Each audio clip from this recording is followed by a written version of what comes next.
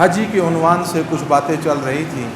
حج جو ہے وہ سیدنا ابراہیم علیہ السلام کے خاندان کے ان قربانیوں کی یاد دلاتا ہے۔ اللہ رب العزت فرماتے ہیں کہ ہم نے ابراہیم کو آزمایا اور ابراہیم علیہ السلام ہر آزمائش میں کامیاب نکلے۔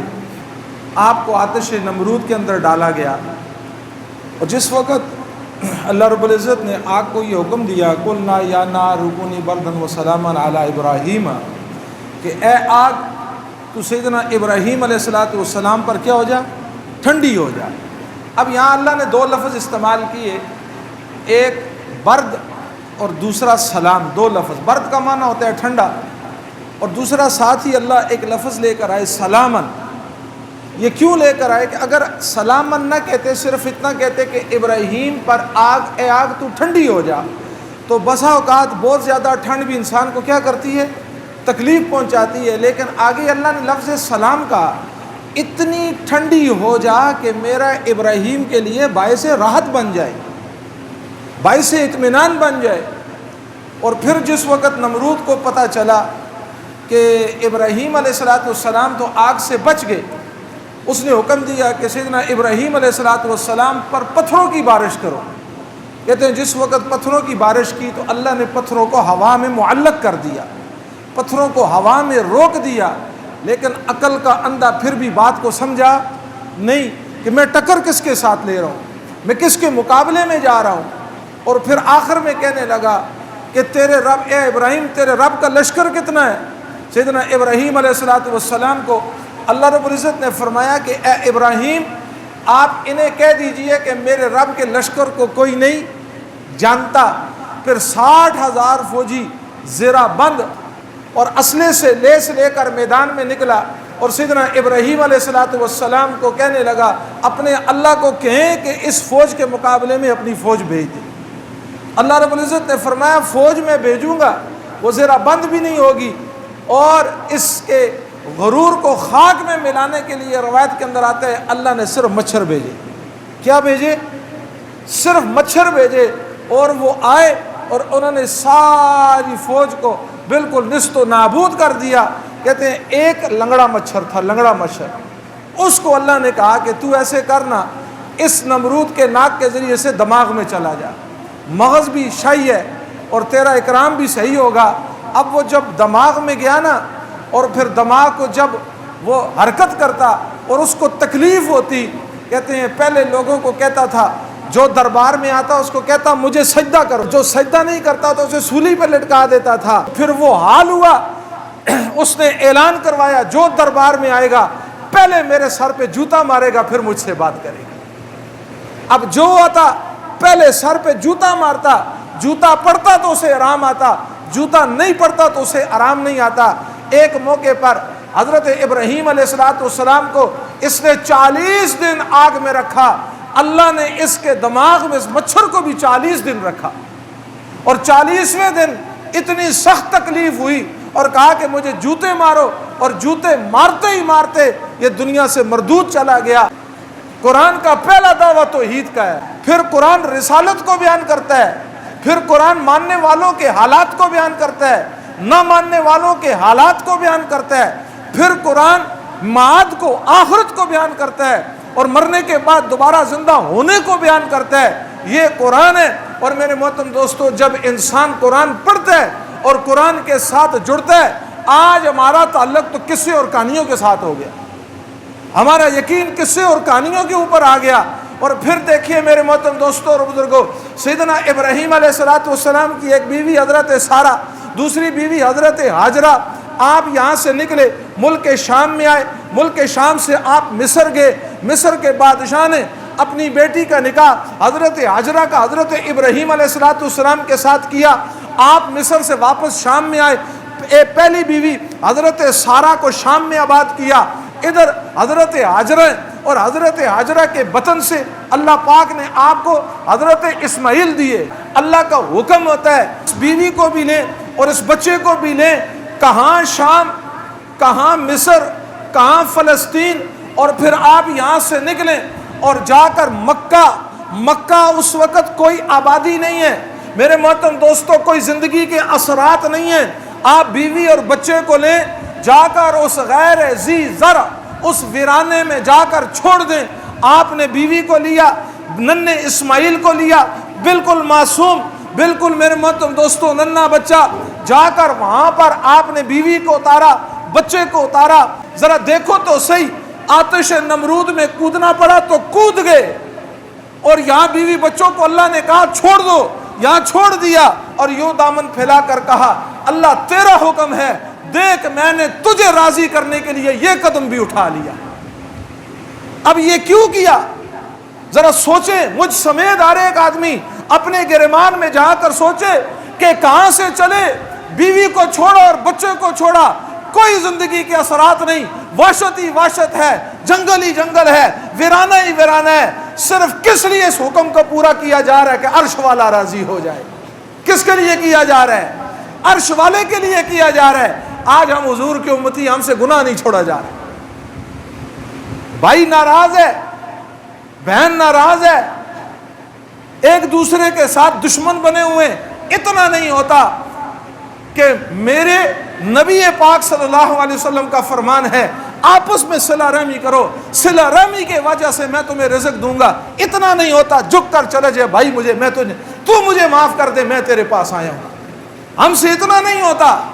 بہن کے پاس چلے گئے, بہن سے جا کر معافی مانگی, من تواضع للہ رفع اللہ, یہ اعلان ہے جو میرے لیے جھکے گا اللہ کہتے ہیں میں اسے جھکنے نہیں دوں گا, میں اسے بلند کروں گا, میں اسے بلند کروں گا. جھک جائیں ہر ایک کے سامنے. اور اللہ نے کیا فرمایا؟ عاجزی اللہ کو پسند ہے, عاجزی اللہ کو پسند ہے. ہاں صرف ایک جگہ ایسی ہے جہاں پر اللہ کو اکڑ پسند ہے. ایک, جس وقت آدمی آگے چلیں گے طواف کرتا ہے, پہلے 3 چکروں میں صحابہ طواف کر رہے تھے, مکہ مکرمہ سے مدینہ منورہ چلے گئے. مدینہ منورہ کی آب و ہوا شروع میں راس نہیں آئی, صحابہ کمزور ہو گئے, آ کر طواف کر رہے ہیں. مشرکین مکہ ہنسنے لگے آپ کی صحابہ کی حالت کو دیکھ کر. حضور نے فرمایا مشرک دیکھ رہا ہے, کافر دیکھ رہا ہے, اکڑ کر چلو, پنجوں کے بل چلو, انہیں بھی پتا چلے کوئی عاشق رسول طواف کر رہا ہے. غزوہ احد ہے یا میرے خیال میں غزوہ بدر ہے. حضور علیہ الصلوۃ والسلام کی ہاتھ میں تلوار تھی. آپ نے فرمایا اس تلوار کا حق کون ادا کرے گا؟ صحابہ نے عرض کیا اللہ کے محبوب اس تلوار کا حق کیا ہے؟ آپ نے فرمایا دشمن کو چھوڑے نہ, اپنے بھائی پہ اٹھے نہ, دشمن کو چھوڑے نہ, اپنے بھائی پہ اٹھے نہ. ہائے میرے محترم دوستو, ہم تو حضور کی سیرت سے دور چلے گئے, ہم اسلام سے دور چلے گئے, ہم نام کے مسلمان رہے.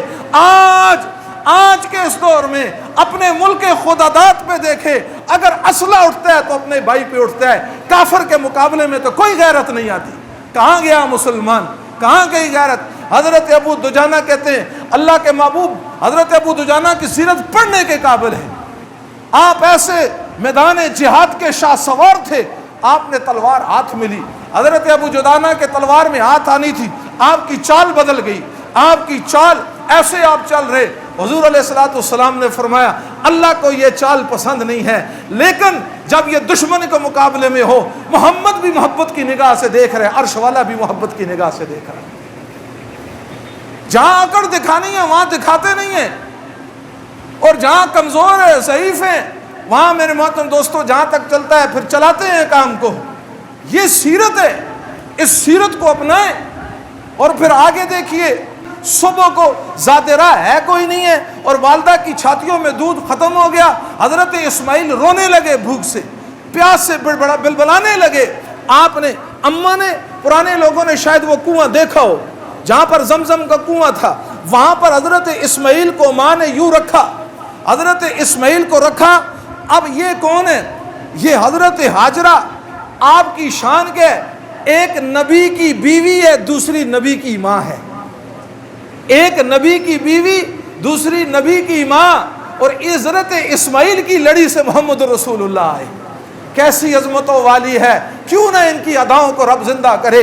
آپ بچہ رو رہے, حضرت ہاجرہ گئیں اور آپ صفا پہاڑ پر چڑھی, اور چڑھ کر آپ دیکھنے لگی دور شاید کوئی قافلہ, کوئی زندگی کے آثار.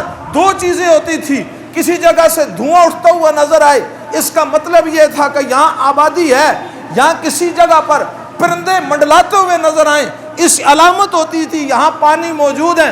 آپ صفا پہاڑ پر چڑھی ہیں، آپ چڑھ کر دیکھ رہی ہیں، کچھ نظر نہیں آیا، صفا سے آپ اتری ہیں اور پھر آپ مروہ کی طرف جا رہی ہیں۔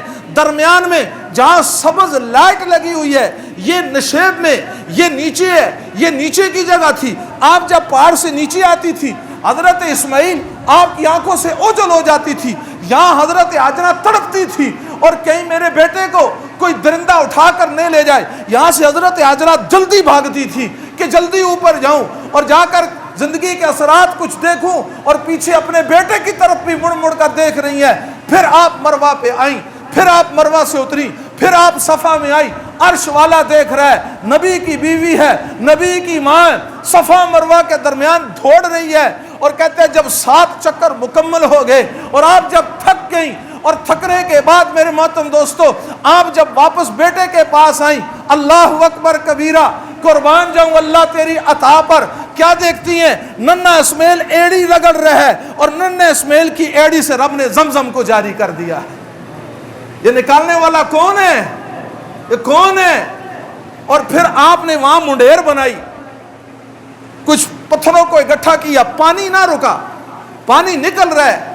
حضرت ہاجرہ نے اس کو مخاطب کر کے کہا پانی کو زم زم، یہ عبرانی زبان کا لفظ ہے، زمزم کا معنی ہے ٹھہر جا۔ نبی پاک صلی اللہ علیہ وسلم کا فرمان ہے، اما ہاجرہ زمزم نہ کہتی، روئے زمین میں زمزم ہی ہوتا ہے، اور یہ بات سچی ہے۔ آپ دیکھ لیں ہر گھر میں زمزم موجود ہے یا نہیں؟ اب جتنے لوگ بیٹھے ہوئے آپ خود دیکھ لیں، اکثر لوگوں کے گھروں میں کیا موجود ہے، اور آج تک ختم ہوا ہے؟ کہاں سے آ رہا ہے؟ لکھا ہے یہ زمین سے نہیں عرش بری سے آ رہا ہے۔ اور پھر اس پانی کے اندر اللہ نے ایک تاثیر رکھی ہے، وہ تاثیر یہ طعام اور شرب، یہ پینے کے لیے پیاس بھی بجھاتا ہے، اور بھوک کے لیے، بھوک لگی ہو تو اس بھوک کو بھی مٹاتا ہے۔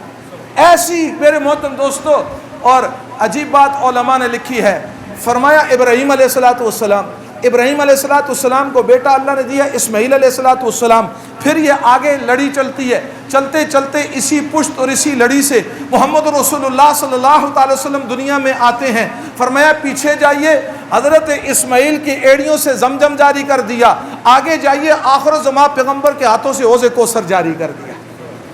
میرے محترم دوستوں اور بزرگوں، اب جب یہاں پانی نکلا تو پھر اس کے بعد حضرت ابراہیم، بہت ساری بیچ میں باتیں چھوڑ کے میں مقصود کی طرف آ رہا ہوں۔ اب جب پانی نکلا تو حضرت ابراہیم علیہ السلام جب آئے تو اللہ نے حکم دیا اب یہاں بیت اللہ تعمیر کریں۔ کیا تعمیر کریں؟ اللہ کا گھر تعمیر کریں۔ قربان جاؤں، ایک نبی مستری بنا ہوا ہے، ایک نبی مزدور بنا ہوا ہے، اور یوں اللہ کے گھر تعمیر کر رہے ہیں۔ یوں دیواریں جہاں تک ہاتھ پہنچتا تھا وہاں تک پہنچ گئی۔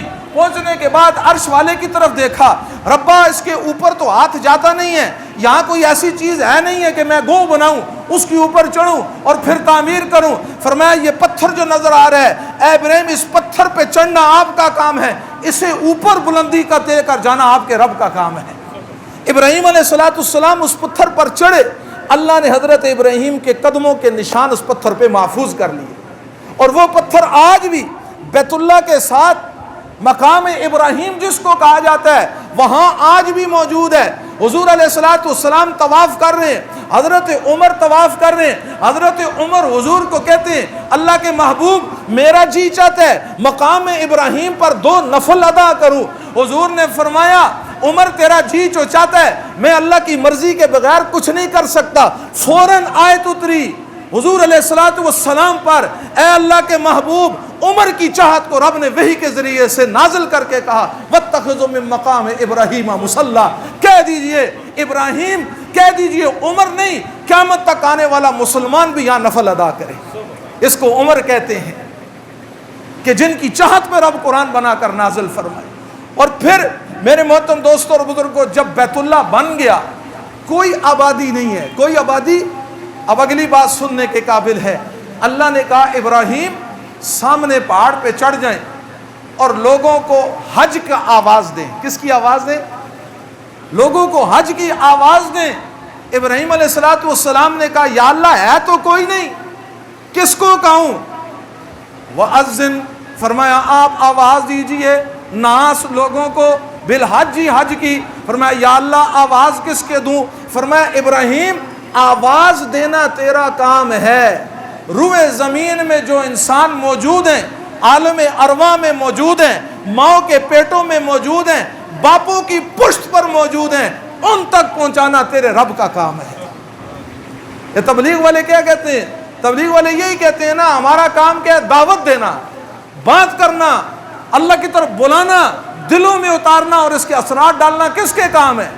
ابراہیم علیہ السلام کھڑے ہوئے، آپ نے آواز لگائی کہ اللہ کا گھر بن گیا ہے، آؤ اس کی طرف جوک تر جور، اس کے حج کے لیے. میرے محترم دوستو، حضور پاک صلی اللہ تعالی وسلم کا فرمان ہے، کہتے ہیں کہ اللہ نے اس آواز کو ہر ایک چیز کی طرف پہنچایا.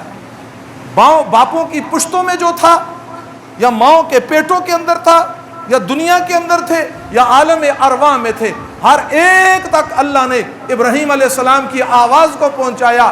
اور جس نے آگے سے لبیک کہا، ہر اس شخص کو اللہ حج بیت اللہ کی سعادت نصیب فرمائے، ہر ایک کو.